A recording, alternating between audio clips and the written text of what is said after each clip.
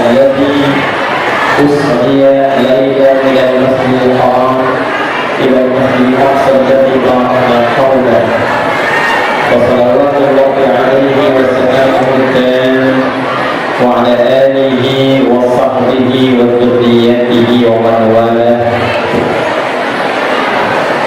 Ibu, apa kabar? Alhamdulillah. Pertama saya mohon izin minta maaf, saya duduk sedikit lebih tinggi, tidak mengurangi kemuliaan dan kehormatan Bapak Ibu sekalian. Ini untuk sekedar terlihat saja. Yang kita hormati, kita muliakan Tuan rumah Bapak Dr. Muhammad Yusuf Adin dan keluarga, semoga senantiasa dimuliakan dan berkahi oleh Allah Subhanahu wa Ta'ala. Sahabat-sahabat, kolega beliau yang hadir hari ini, dan saya juga mengenal betul, insya Allah orang-orang baik. Ada Bapak Fahmi dari Jakarta, ada Pak Yusuf Hamka, Bapak Ayu, ada Pak Kapolda, Pak Budi, ada juga Pak Pindah, Pak Bupati, yang memberikan sambutan, Pak Kapolres, Pak Dandim, dan yang lainnya. Kita doakan semuanya tanpa kecuali semoga senantiasa diberkati oleh Allah Subhanahu wa Ta'ala. Nanti saya berdiri. Sekarang duduk dulu ya. Baik. Berkah artinya ziyadatul khair wastimra'uhu. Iya, bagus. Bertambahnya nilai kebaikan dan konsisten kebaikan itu dijaga sampai pulang menghadap Allah Subhanahu wa Ta'ala. Pejabat yang diberkahi artinya diberikan oleh Allah kemampuan menggunakan jabatan itu dengan baik dan dijaga kebaikan itu sampai pulang menghadap Allah.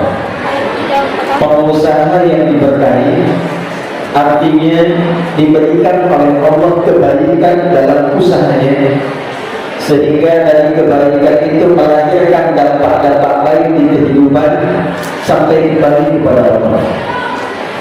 Kiai, Ustaz, Habib, ulama yang diberkahi artinya orang-orang yang ilmunya dititipkan kebaikan di dalamnya, sehingga dengan kebaikan itu menjadikan orang-orang yang diajarnya bukan hanya pintar, tapi juga baik menggunakan ilmunya dalam kehidupan.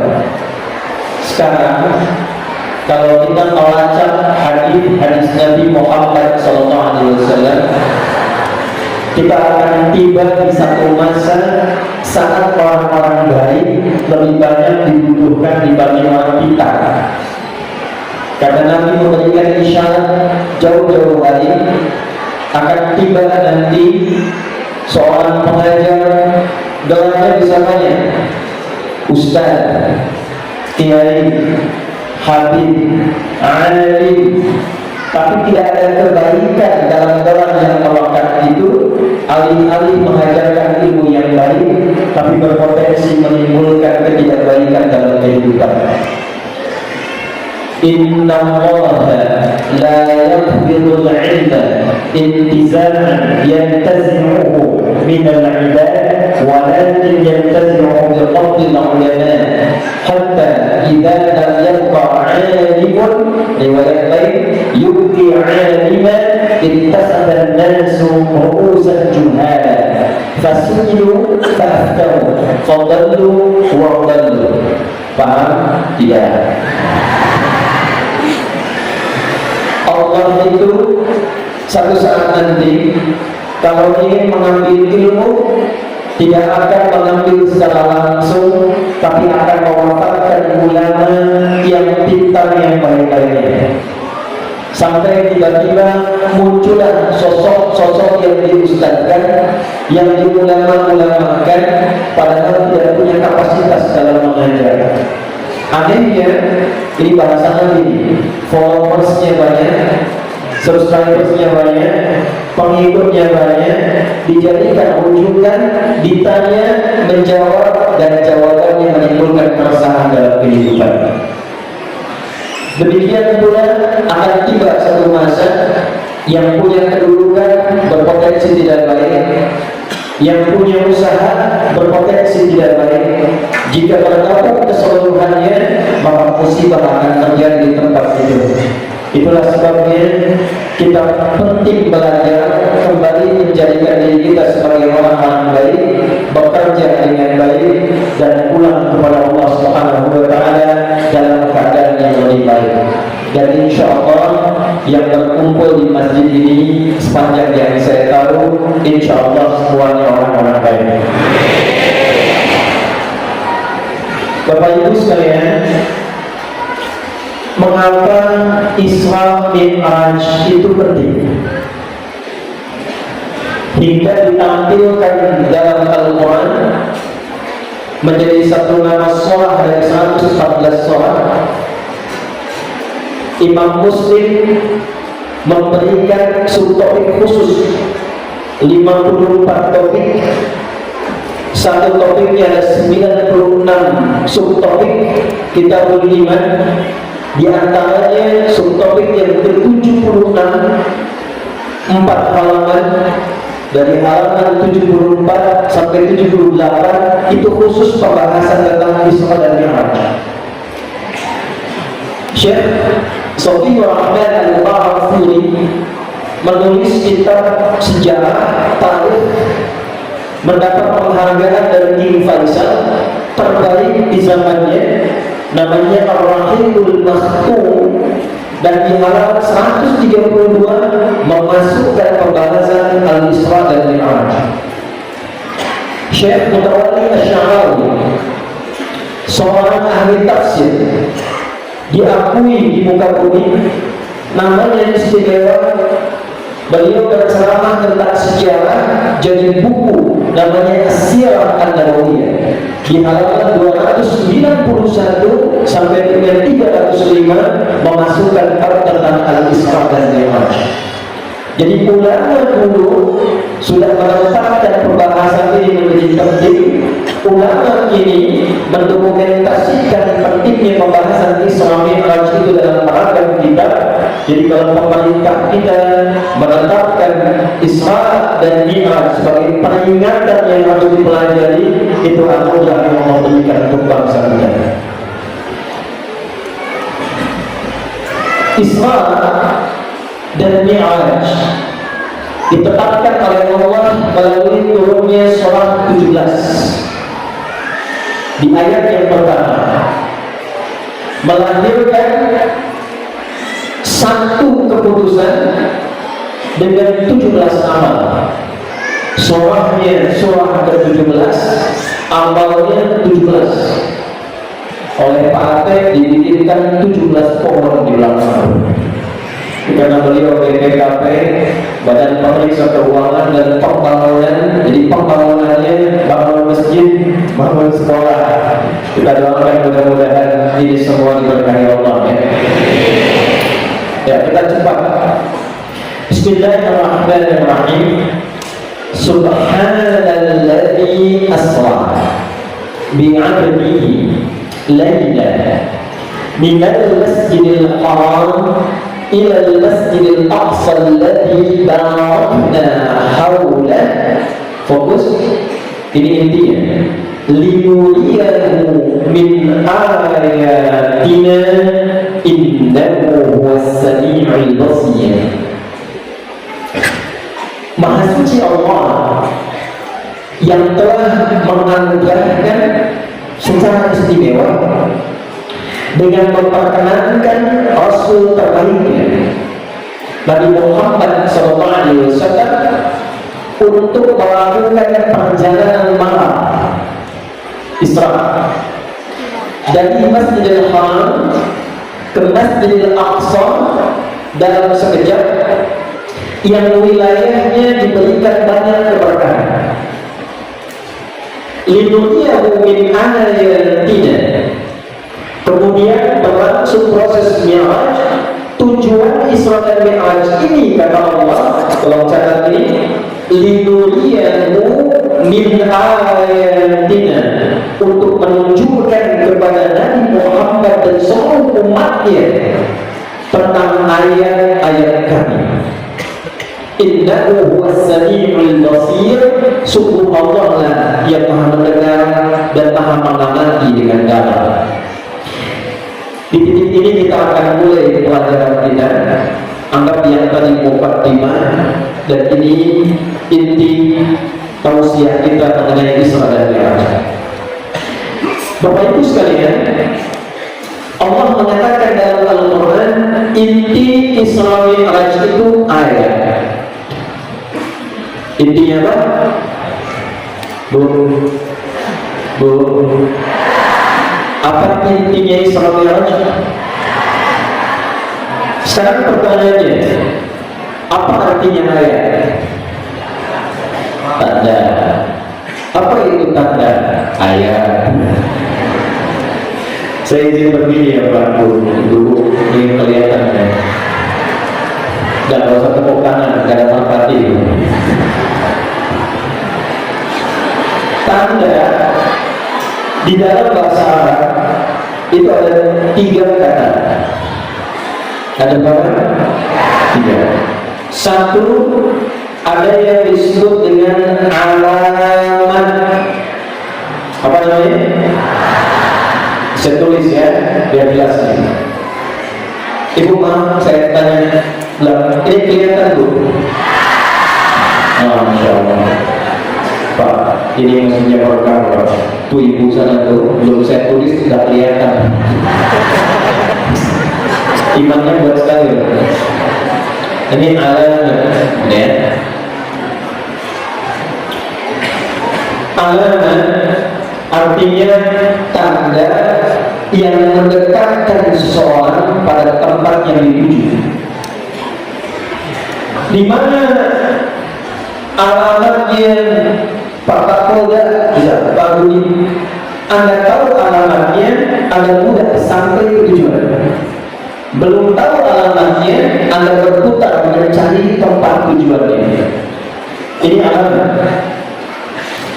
Yang kedua, ada yang disebut dengan simatun wasmah. Kata bedanya isim, diartikan dengan nama. Nama kita bahasa Arabnya isim, ismun. Jadi isim itu bukan jimat, asalnya nama. Kenapa isim disebut nama?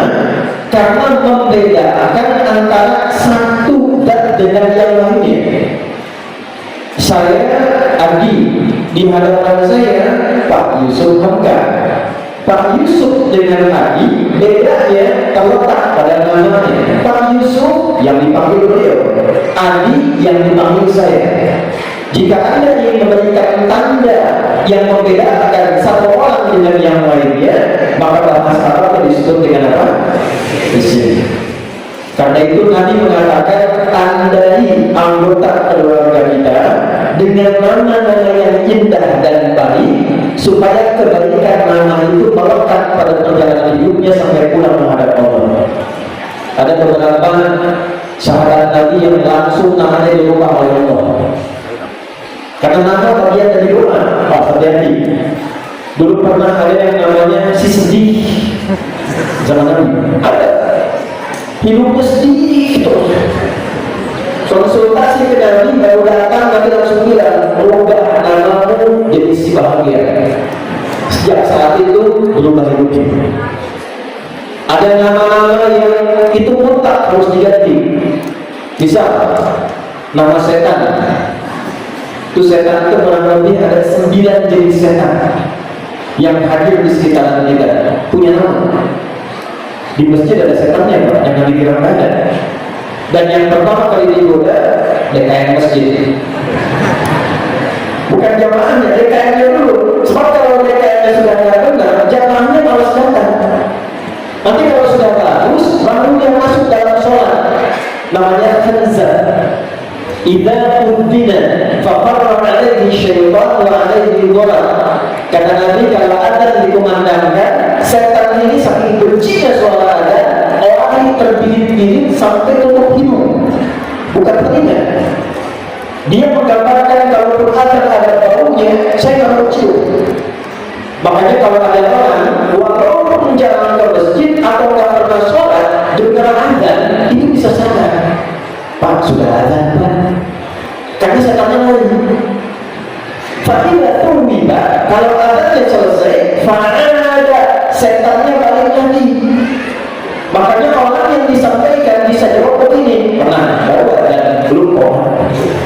Begini, wa'idha kabar sampai nanti saat takbir, fa'yakulu syaitanu, barulah dia bertugas untuk kada, hatta la yashkurul musalli kalau akan yusalli. Orang sholat digodanya itu saat takbir. Sebelum takbir dia akan fokus, khusyuk. Tapi begitu takbir, Allahu Akbar, baru kata setan, ingat ini, ingat itu. Pak Bupati begitu takbir, jangan macet sana, dia belum terurai. Masuk semua. Hatta la yashkurul musalli kalau akan yusalli. Sampai ada orang sholat yang tidak sadar, lupa berapa rakaat sedang menunaikan sholatnya. Itu khanzab. Sekarang rumah, hati-hati bu, dasim, perempuannya dasimah. Itu tugasnya khusus untuk memecah belah hubungan suami istri. Itu di Quran surah kedua ayat 102. Intinya istri. 3, saya cepat, ada yang disebut dengan ayat.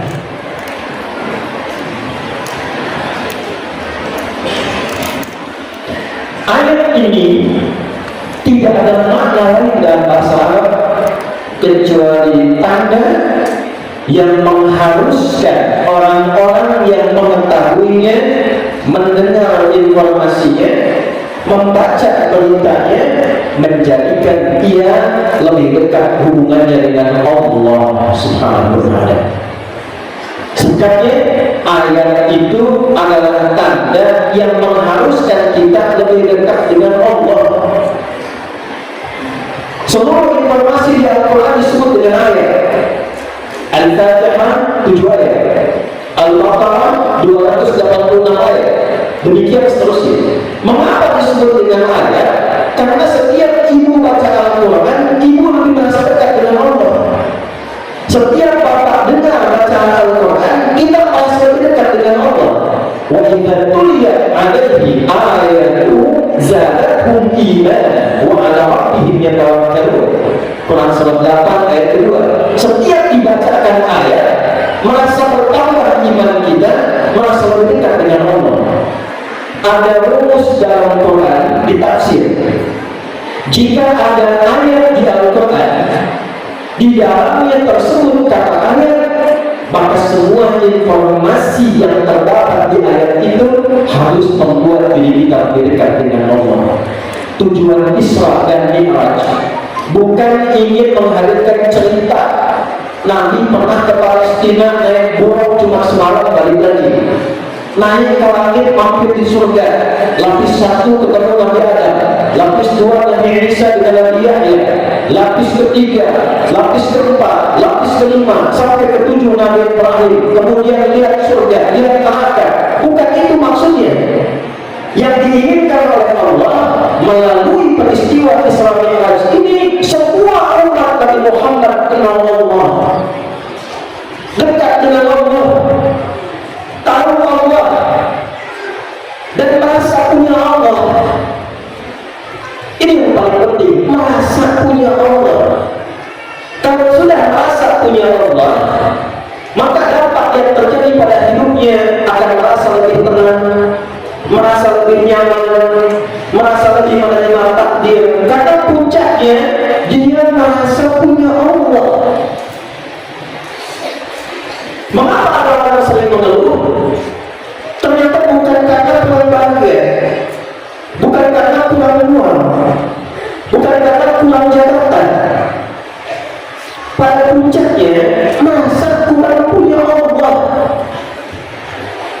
Saya tanya, ibu Tuhannya siapa? Maha kaya tidak? Punya segalanya tidak? Kalau kita punya Tuhan yang maha kaya, maka kenapa mesti mau dengan kefakiran? Orang yang punya Tuhan maha kaya, dia akan bangga dengan Tuhannya, tidak akan mungkin mengeluhkan kekurangan hidupnya. Kenapa? Karena dia punya Tuhan yang maha kaya. Kalau sakit, Allah maha penyembuh tidak? Maha segalanya tidak? Kalau dia merasa punya Allah yang maha menyembuhkan, tidak akan pesimis dengan penyakit yang dititipkan. Jadi puncak Isra Mi'raj itu memberikan tanda berupa air agar setiap umat Nabi Muhammad merasakan bahwa kita punya Allah. Paham sampai di sini? Oke. Sudah paham kan sejauh ini? Paham ya? Nah, sekarang kalau sudah paham, mari kita urutkan tanda-tanda apa saja yang ditampilkan dari Isra Mi'raj untuk kita bawa pulang. Ada 17 tanda. Kita bahas berapa siang ini? Bisa tanya Pak Aden dulu, sampai jam berapa Pak? Sampai jam berapa Bu? Yang di sana mau jam 5 Pak, saya jam 3 Bu. Ya kita mulai ya. Bismillah. Isra Mi'raj. Menurut para ulama, waktunya ada 8 versi. Dan 8 ini semua sepakat bahwa yang paling kuat terjadi setelah 2 orang yang paling disayang Nabi itu wafat. Nih, pada bagian ini tolong dicatat untuk yang diberikan kedudukan, yang dalam usaha sebagainya, karena ini tanda pertama yang paling penting.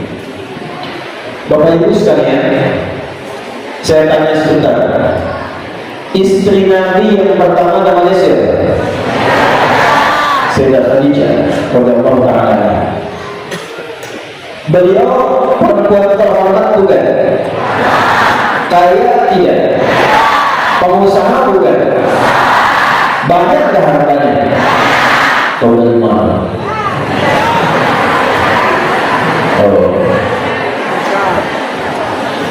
Nanti kalau umrah, ini saya doakan yang belum bisa berangkat ya. Namun tidak cukup dengan apa ini. Ini saya kasih gambaran nih. Ini kalau misalnya paling dekat ya, sini Zam-Zam. Ini nempel Sofwa. Di jalan sini. Ini bukit besar namanya Jabal Bukis, atasnya Istana Raja. Di bukit namanya Bukit Kehormatan.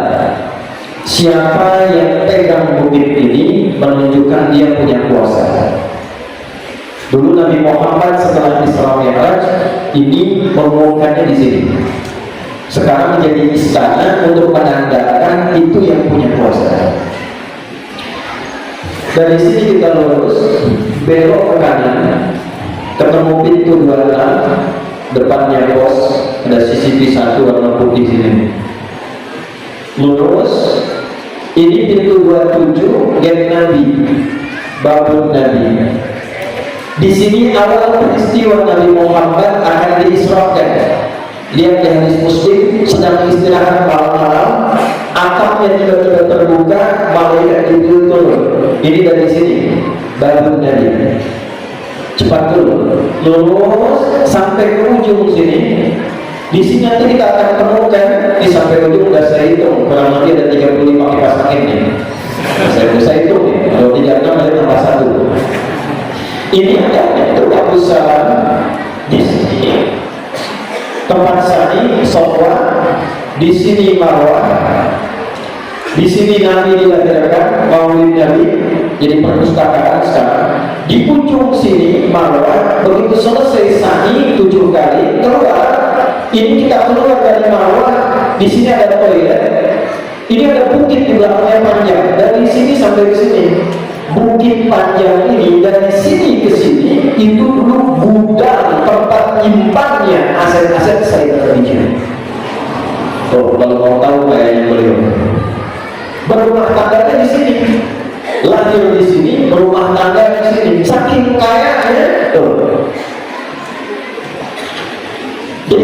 mau usaha boleh.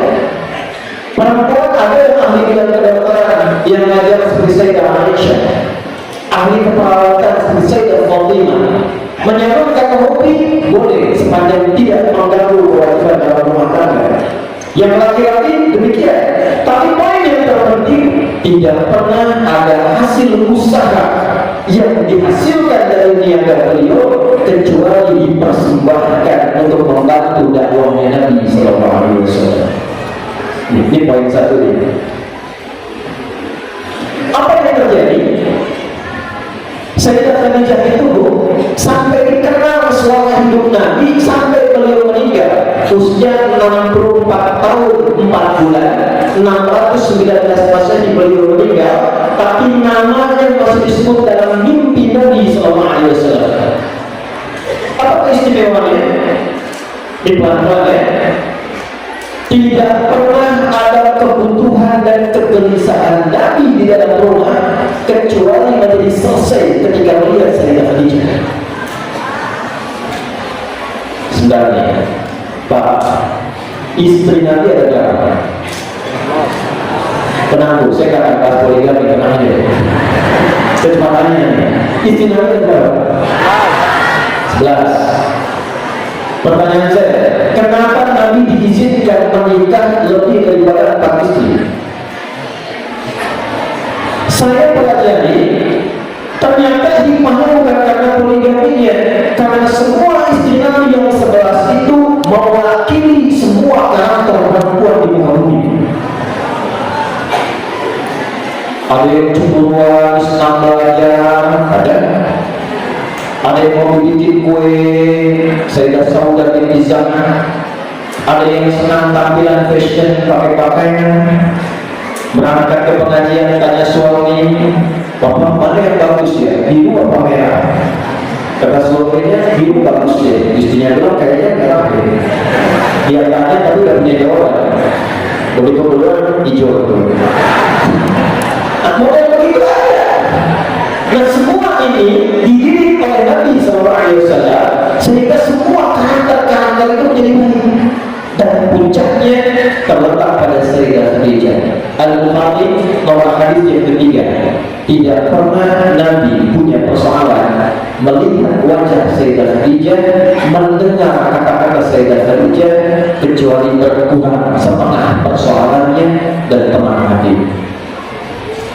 Nih Pak Ade, Nabi turun dari Gua Hira. Saya pernah naik ke Pak. Gua Hira itu dari rumah Nabi ke bukitnya aja 5 bukit tadi.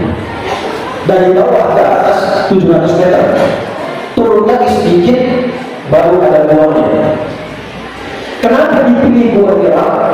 Salah satu hikmahnya karena semua bentuk batu di gua itu langsung menghadap ke arah Ka'bah. Jadi nanti kalau naik mengamati, masuk lagi, tahanus, ibadah sama Allah. Satu kali, wahyu belum turun siang-siang. Persis seperti sekarang. Turun beliau dari atas, mau pulang ke rumah.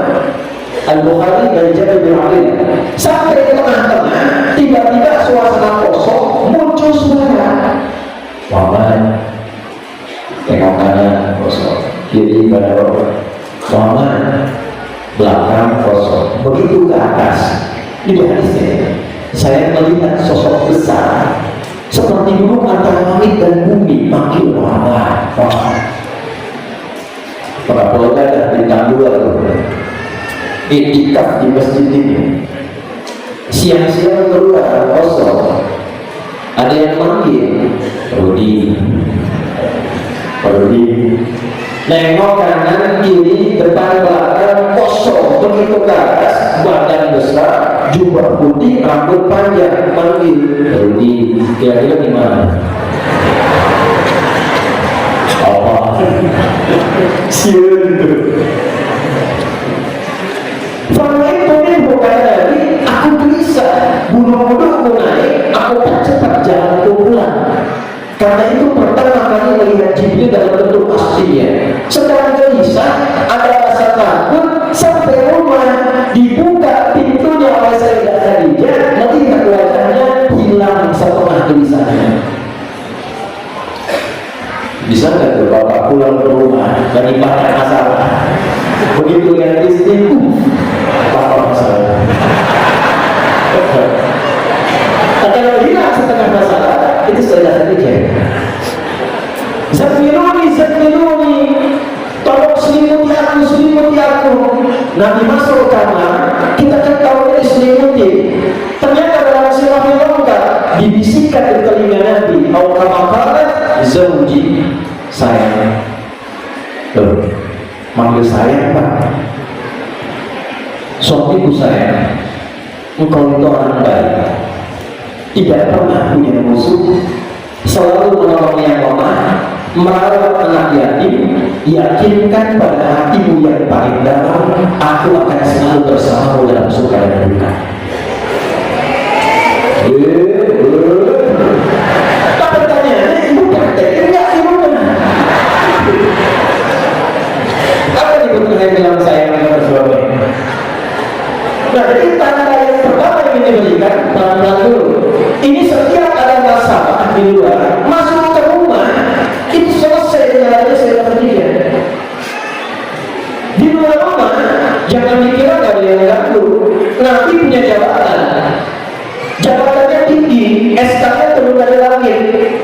Apa fitrah jabatan? Ketika melakukan perbaikan, muncul dari luar. Makanya saya katakan pada para pejabat ini, Pak Ate, Kapolda, Polres, Pak Dandim dan sebagainya. Jadi ketika Anda memilih takdir lewat jabatan untuk membuktikan Anda punya kemampuan dan layak di bidangnya, maka dikirimkan oleh Allah ujian berupa gangguan. Di gangguan itu dihadirkan bukan untuk mengganggu, untuk mengkonfirmasi bahwa kita layak menerima tugas itu. Apa yang terjadi? Muncul sosok paman. Nah, inilah pentingnya Pak Ate punya teman-teman yang lain yang bukan hadir saat punya kepentingan dan suka duka.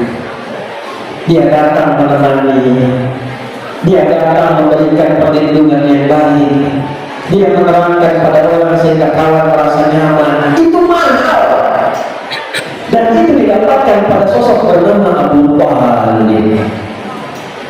Ada yang ganggu Nabi, beliau bukan hanya pasang badan, pasang kepala, pasang lisan, pasang telinga, pasang kaki. Jadi Nabi kalau dulu ada yang ganggu, ada yang tenangkan temannya. Di dalam ada masalah, ada yang menenangkan istrinya. Di tahun itu dua-duanya wafat di tahun yang sama. Bapak kalian nggak perlu lagi punya teman sahabat bantuin kita, rawat kita, jaga kita, tiba-tiba meninggal, perasaan Bapak gimana? Sedih. Kayak tahun yang sama, paman meninggal, istri meninggal. Maka di luar tidak ada yang melindungi lagi, di dalam tidak ada yang mengayomi lagi. Jadi perbedaannya begitu nanti keluar rumah, Abu Jahal dengan bangganya langsung, bukan dengan kata-kata lagi, dengan fisik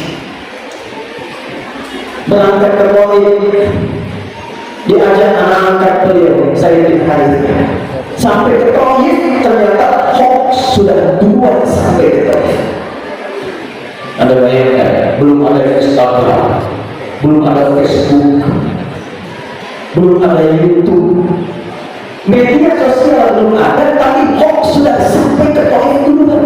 Jadi hoax itu bukan produk kekinian, zaman jahiliyah pun sudah ada.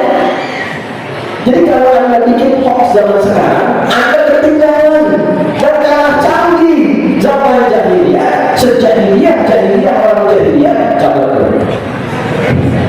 sejahiliyah orang jahiliyah. Kalau urusan bikin hoax itu paling top. Dia nggak pakai taswif, nggak pakai perangkat, belum orangnya datang sudah sampai beritanya. Nanti akan ada si Muhammad pemecah belah, tukang tipu, orang yang suka bikin kerusuhan, memecah di antara masyarakat. Kalau datang ke sana, jangan pastikan dia bisa menetap di sana. Itu dari kalangan orang dewasa sampai anak kecil. Begitu sampai, mereka bukan hanya menunggu Nabi dengan fisiknya, ada yang bawa batu siap lontar, Dalam riwayat disebutkan Nabi dilontar dengan batu, darahnya kena, dilindungi Zaid, darahnya kena, ditarik untuk beristirahat. Ya Rasulullah, kita mundur sejenak.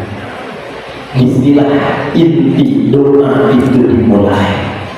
Ya, begitu duduk, pelindung sudah tidak ada, di rumah sudah tidak ada, datang ke setiap tempat diganggu, tiba-tiba Nabi duduk, malaikat turun. Ya Rasulullah, mudyadaika ila sana rokan, angkat tanganmu ke langit. Langit itu kiblat doa, makanya kalau doa kita begini, Ka'bah kiblat sholat. Angkat tanganmu, mohonkan kepada Allah supaya aku mengangkat 2 gunung di Taif untuk menghimpit mereka. Sampai sekarang lokasinya masih ada. Nah, kami satu saat kalau mau itu saya tunjukkan. Apa jawab tadi? Yang viral cuma sampai sini. La innahum qaumun la ya'lamun. Jangan. Mereka belum tahu saja siapa saya. Saya berharap dengan sikap ini nanti di Taif akan hadir keturunan ke depan orang-orang baik yang kenal Allah. Jadi orang baik itu gak benar. Kalau mau nyari teman yang terbaik, salah satu karakternya Al-Imran ayat 134, cari orang baik yang hatinya bersih, yang bebas dari sifat dendam. Walaupun diri yang berkaitan. Perhatikan doanya. Nabi duduk, badan berdarah, kemudian keluarlah doa itu. Inaman takiruni, atina ba'idin yudimuni, atina qalidin yudini aw yujibuni, fa'ana radin ma'alam taqdab aliyya, la hawla wa la quwwata illa billahil aliyyil azim. Nanti saya ijazahkan doa ini, Bapak Ibu boleh simpan. Atau apa-apa Rasulullah. Ya Allah, kemana lagi Engkau akan perintahkan aku membawa misi dakwah ini? Apakah tempat yang masih jauh, tapi ketika aku sampai di situ, aku akan disakiti lagi? Atau tempatnya dekat di sini, tapi ketika sampai, aku akan diteror lagi? Aku tidak peduli ya Allah, sepanjang Engkau tidak marah kepadaku, aku siap ditempatkan dimanapun. La haula wa la quwwata illa billahil aliyyil. Setelah doa itu dipanjatkan, muncullah undangan Isra Mi'raj. Itu asalnya. Maka tanda pertamanya apa? Pertama, sebaik-baiknya kita punya teman, sebaik-baiknya kita punya pasangan, sebaik-baiknya kita punya harapan dalam tugas dan jabatan, tetap semua itu tidak akan pernah mengalahkan kuasa dan takdir Allah Subhanahu wa ta'ala. Maka yang pertama kita harus lakukan, Allah beri tanda. Kalau sudah ada orang-orang di sekitar kita yang mengatakan mustahil, tidak mungkin, nggak bisa, nggak ada, itu tanda pertama, Bu. Tanda pertama dari Allah, tinggalkan pendapat manusia, langsung kembali pada Allah. Hikmah 1. Ibu kenal Nabi Zakaria? Dari mana? Luar biasa ya. Nabi Zakaria punya istri, namanya Eliasoda, bahasa Latinnya Elizabeth. Ujiannya sampai sepuh divonis secara medis tak mungkin punya keturunan. Maaf, divonis monofus dan mandul. Orang-orang mengatakan ini tidak mungkin punya keturunan, ini tidak bisa punya keturunan. Apa yang terjadi? Nanti lihat Quran surat ketiga Al-Imran di ayat 38 sampai 39. Ketika orang mengatakan ini tidak bisa, ini tidak mungkin, beliau tinggalkan opini publik, langsung menunaikan sholat 2 rakaat, ditunaikan sholat dalam sholat yang minta kepada Allah, menyebut nama Allah yang memberi batas dalam pemberian dan tidak ada batas di dalamnya bagi Allah. Namanya Wahhab. Apa namanya? Nah, ini lurus. Kalau ibu sedang punya masalah, minta sama Allah, cari nama Allah sesuai masalah kita. Namanya Al-Asmaul Husna. Apa namanya? Dalilnya di surah 17 Al-Isra ayat 110. Kulit Allah diperintah. Hai bulan, kalau kau punya masalah, sedang sulit di pekerjaan, di rumah tangga, kehidupan sosial, kata Allah, sebut nama Allah pintar. Mungkin bukan kurang pintar, bukan kurang ilmu, bukan kurang. Sebut nama Allah, ya Allah. Al-Rahman, atau sebut namanya Al-Rahman. Jadi bukan bikin status bu. Mengapa aku seperti ini ya Allah? Aminkan ya. Doa. Makanya ngaji benar. Tolong dibereskan nanti ya. Pelajaran-pelajaran harus betul. Bukunya, kitabnya, pesantrennya pakai kitab yang benar. Jangan saja dari sujud zakat, wajar zakat. Ayo pakai. Sekarang orang ngajinya berubah. Pas bapak, pas ibu, Facebook kan. Instagram ya, Instagram tawa ya tubuh YouTuber. Allah bilang punya masalah, doa ini punya masalah, bikin status gak selesai. Ayatnya tadau, kalau ada tahu, falahul asmaul husna, pilih nama Allah dari 99 itu yang sesuai kebutuhan kita. Hafal 99 bagus, tapi kalau mau doa tidak harus semuanya itu, pilih salah satu. Misal ada masalah belum selesai, yang fattah, rumusnya ya Allah ya fattah, iftah li abwabal khair. Ya Allah yang maha memberi solusi, bukakan kepadaku pintu-pintu solusi dari masalah ini. Ada anak-anak mau belajar, ya Allah ya alim, ya Allah pemilik pengetahuan, mau memberikan kepadaku tambahan pengetahuan. Ibu punya banyak masalah, pengen sabar, ya Allah ya sabar, ditanamkan kesabaran. Ibu tak punya masalah, disebut ya Allah ya Rahman ya Rahim ya Malik ya Kudus ya sabar, dikasih masalah. Maka Nabi Zakaria menggunakan ketawahan.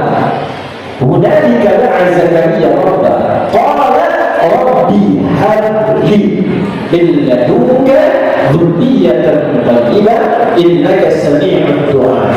Ya Allah, semua berkata aku gak mungkin punya keturunan. Semua memfonis istriku tak mungkin punya anak. Maka aku mohon padamu yang tidak punya batas dalam pemberian, namanya Wahhab. Memanggilnya Hab. Rabbi habli, Rabbana hablana. Apa yang terjadi? Turun jawaban, langsung dikabulkan. Jadi tanda pertama Isra Mi'raj, kalau sedang punya masalah, sedang sulit, orang mengatakan tak mungkin lagi, maka katakan pada diri kita, saya masih punya Allah. Saya masih punya itu buat saya. Sekarang cara mintanya bagaimana? Ini akhir pembahasan kita. Saya mau doa, mau minta, punya masalah. Sedang tugas ada yang ganggu di rumah tangga, mungkin situasi berniaga ada yang nipu. Gimana cara kita minta? Dipanggillah Nabi oleh Allah, berangkat ke Baitul Maqdis, ditunjukkan peta dunia tentang perjalanan umatnya, dinaikin ke atas ke langit khusus menerima cara kita untuk umat Nabi Muhammad memohon kepada Allah saat memiliki beragam persoalan untuk dimudahkan dalam kehidupan. Naik. Saya kasih rahasia ya. Cuma di antara kita ada ya. Nabi Musa tahu, Nabi Ibrahim, banyak ya. Semua nabi dari Nabi Adam sampai Nabi Isa alaihissalam itu menerima wahyunya di bumi, nggak pernah tahu langit. Nabi Ibrahim pernah ditampakkan, tapi nggak pernah ke langit, ditampakkan aja. Buka Al-An'am ayat 75. Wa kadzalika nuri Ibrahim malakutas salam. Kami pernah tampakkan pada Ibrahim, dibukain tuh pintu langit, dibuka. Maka Nabi Ibrahim bisa lihat dari bawah saja, lihat Baitul Ma'mur. Makanya ketika meninggal, yang kata cita-citanya pengen saya di Baitul Ma'mur.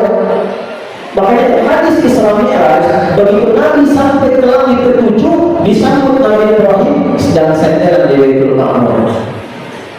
Nabi Musa alaihissalam, lihat Quran surah Thaha ayat 23. Linuriyahu min ayatil kubra, ditunjukkan ayat tapi masih di bumi, di Bukit Tur Sinai. Nabi Isa menerima ayat masih di bumi, dekat Zaitun. Tapi Muhammad di bumi ditampakkan, seisi diperlihatkan, dinaikkan ke langit supaya tahu antara langit dan bumi semua anaknya. Ini menunjukkan keagungan Nabi Muhammad. Makanya bersyukur kita punya Nabi dan Muhammad. Jadi perintah untuk ibadahnya, perintah mengatasi persoalannya, disampaikan undangannya di bumi, perintahnya langsung diturunkan di langit. Dua alam menjadi saksi. Hanya untuk memberikan hadiah spesial ini, tujuan utamanya bukan ingin memberikan beban kepada umat, tapi mengentaskan semua persoalan yang dihadapi. Singkatnya apa? Diberikan perintah sholat. Apa namanya? Itulah inti Islam. Saya akan berbagi sesuatu yang jangan dibahas. Apa itu sholat? Tuh. Tidak berapa lama kita sholat, tapi tidak tahu apa itu sholat. Apa itu sholat? Ibadah. Apa itu ibadah? Sholat. Baik, betul, sholat itu ibadah. Tapi intinya apa? Sholat dalam bahasa Arab itu seakan dengan kata silah. Sholat dari kata wassalah yang artinya nyambung, terhubung, terkoneksi, silaturahim, pertemuan yang menghubungkan kasih sayang, bukan saat kumpul. Kalau Pak Aden ketemu Pak Pardi sekarang nyapa, itu bukan silaturahim Pak, karena orangnya ada. Tapi kalau Bapak pulang ke tempat masing-masing, masih kepikiran, masih terhubung, masih mendoakan, masih mendukung, itulah silaturahim.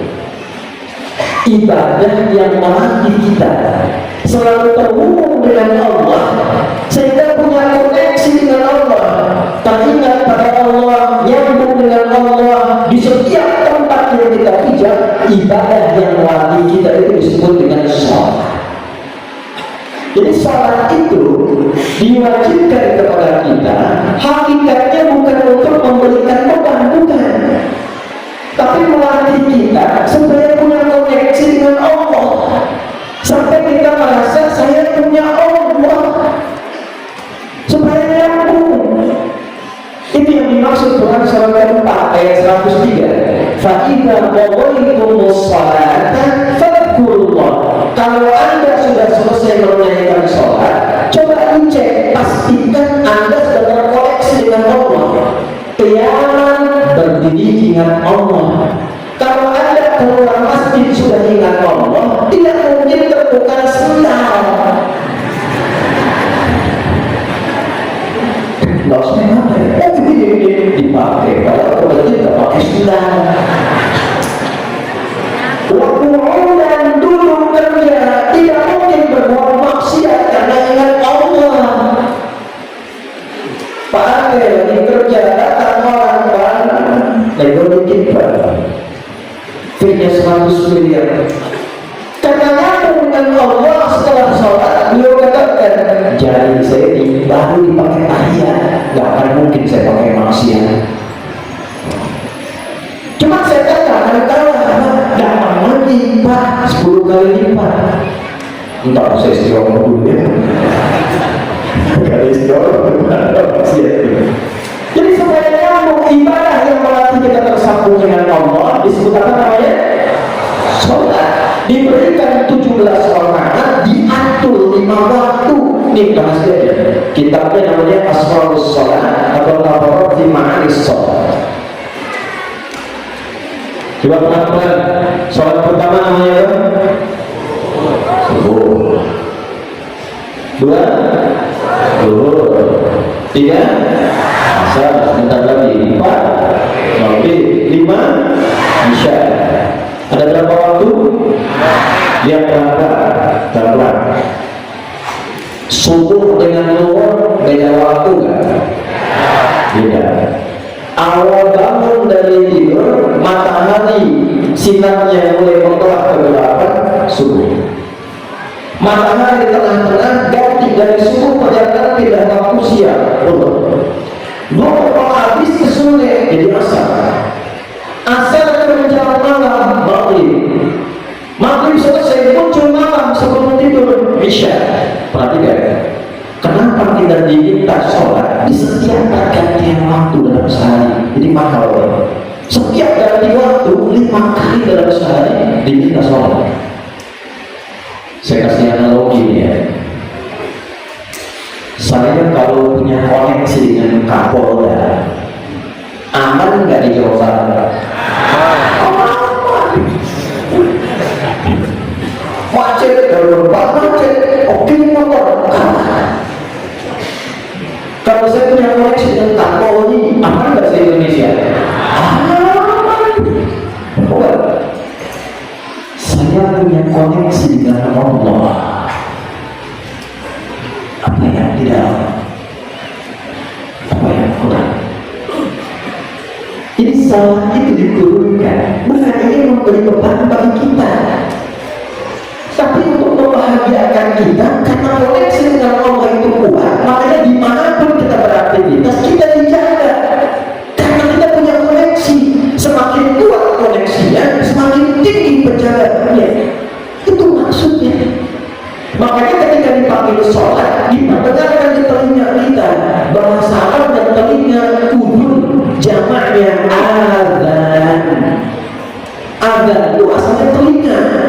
Panggilan yang akan sampai ke setiap orang yang punya pendengaran dan telinga 24 jam dalam berarti. Perhatikan ketika diperdengarkan, hayya 'alas shalah, ayo sholat. Kenapa saya sholat dengan Allah? Hayya 'alal falah. Dengar pada telingamu ini, hayya 'alal falah. Aku tidak ingin memberikan beban dalam sholat, bukan ingin memberikanmu falah. Apa artinya falah? No, not only happiness, but success and happiness. Sukses dan bahagia. Ada sukses saja, tapi kurang bahagia. Namanya fauz. 27 kali disebutkan dalam Al-Quran turunannya faiz, faizah, fauzan, faizin, fauzi. Itu orang kalau namanya fauzan, faizin, faizah yang diharapkan sukses dalam hidupnya, walaupun belum tentu bahagia. Kalau bahagia saja belum tentu sukses. Namanya farihah. Sifat laki-lakinya farahan, perempuannya farah. Muhammad Farhan, Farah Queen, bisa. Namanya Farah, dia harapkan bahagia selama hidupnya. Orang belum tentu sukses. Nah itu pilihan. Sukses tapi tidak bahagia, atau bahagia tapi tidak sukses. Yang gampang namanya kaya tapi gelisah, atau miskin tapi tenang. Tidak ada pilihan ketiga alasan. Firman kaya dan tenang. Nah bahasa Arabnya kaya dan tenang, sukses dan bahagia, sukses and happiness, itu artinya falah.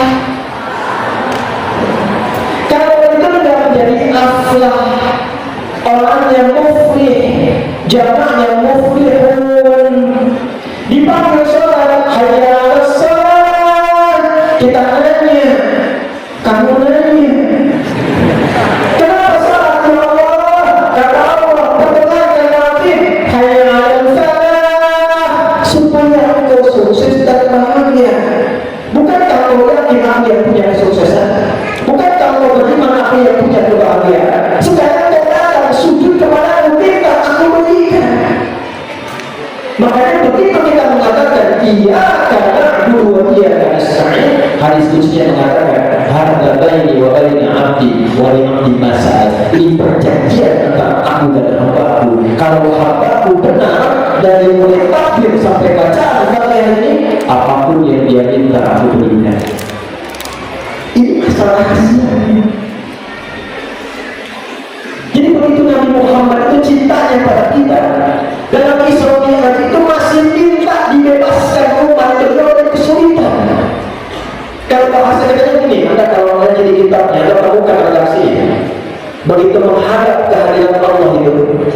Kan Nabi mengatakan begini, at-tahiyyatul mubarakatus shalawatul thayyibatu. Itu yang kita baca dalam tahiyat. Ya Allah, semua penghormatan, kebaikan, kemuliaan hanya milik-Mu saja. Dijawab oleh Allah, assalamu alaika ayyuhan nabi wa rahmatullah wa barakatuh. Karena Engkau menghormatiku, memuliakanku, mengagungkanku, aku berikan jaminan padamu keselamatan, kebaikan dan kemuliaan. Perhatikan jawab Nabi. Nabi jawab lagi, assalamu alaina wa ala ibadillah. Ya Allah, jangan aku saja, umatku,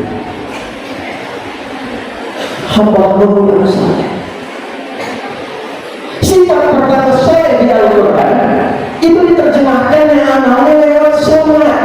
Kapan seorang disebut soleh? Ketika punya iman, imannya dipakai sholat. Di mana dalilnya? Al-Baqarah ayat berapa? 3. Alladzina yu'minuna bil ghaibi wa yuqimuna. Ketika dikerjakan ayat 5-nya, ulaika 'ala hudan min rabbihim wa ulaika humul muflihun. Jadi kalau kita melihat sholat sebagai solusi, ketemu Allah pengen dimudahin, ketemu Allah pengen dibahagiakan, itu senang dengan suara azan. Allahu Akbar, Allahu Akbar. Ya Allah, panggilan kebahagiaan. Ini kunci kesuksesan saya. Nah, kalau nggak ngerti ini jadi beban. Allahu Akbar, Allahu Akbar. Aku merasa ini. Itu masalah.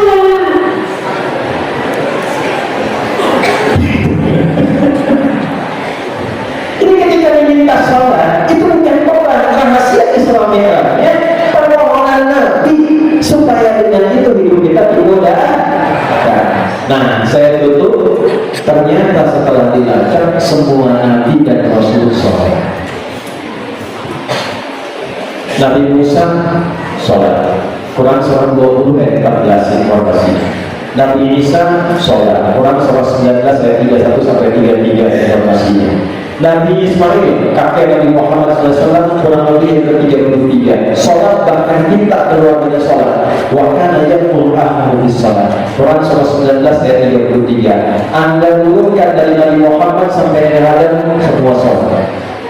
Muhammad SAW bin Abdullah bin Abdul Muttalib bin Hashim bin Abdul Manaf bin Qusay bin Murrah bin Kilab bin Ka'ab bin Ghalib bin Fihr bin Malik bin Nawar bin Kinanah bin Khuzaimah bin Mudrikah bin Ilyas bin Izzah bin Mudar bin Ma'ad bin Adnan bin Adi bin Adi bin Muqawwad bin Nabur bin Tari bin Ya'ruf bin Yazid bin Nabi bin Ismail a.s. bin Ibrahim a.s. Adam bin Nahur bin Abd bin Kinanah bin Al-Fahshad bin Sa'd bin Nuh a.s. bin Nihbail bin Syarad bin Kinanah bin Awas bin Adam manusia.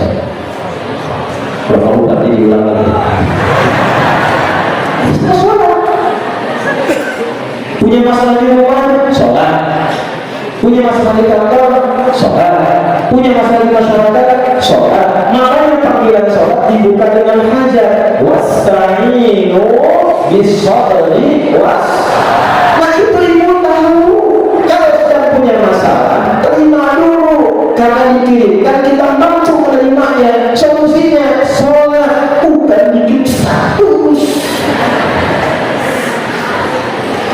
Nah, jadi itulah yang Isra Mi'raj. Bersyukur alhamdulillah pemerintah menetapkan ini libur, bukan sekedar untuk cari dunia, tapi supaya kita ingat Allah lagi. Di mana di negara ada libur Isra Mi'raj? Indonesia dikasih. Supaya apa? Timbangnya satu, ingat Allah lagi. Negara ini merdeka dengan kalimat Allah. Dia pernah berulang-ulang atas berkat rahmat Allah yang Maha Kuasa. Lapis-lapis kebangsaannya tak kailangan Tuhan. Negara berdasar atas ketuhanan yang Maha Esa. Pasal 29 ayat 1. Ini Pak Kapolda yang katanya peribahasa itu nomor satunya itu ketakwaan pada Tuhan yang Maha Esa. Kami polisi adalah satu negeri Indonesia yang bertakwa pada Tuhan yang Maha Esa. Ini pada tentara ini. Coba sama orang itu ada 7. Yang ketiga apa? Kami tentara Indonesia, kami kesatria Indonesia yang bertakwa pada Tuhan yang Maha Esa, membela kebenaran, kejujuran dan keadilan.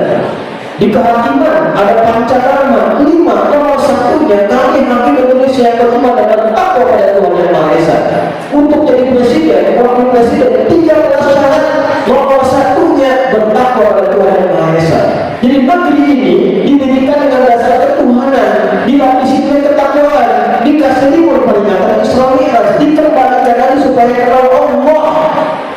Jadi kalau Allah sudah kirimkan, ditetapkan, diberikan peringatan, belum ingat juga dengan cara apa lagi diri kita diperbaiki. Mungkin musibah yang selama ini belum terkendali, lingkungan, di kerajaan, di pemerintahan, semuanya bukan karena kita kurang pintar, bukan karena kita kurang hebat, mungkin kita kurang dekat dengan dan karena itu kita kembali lagi.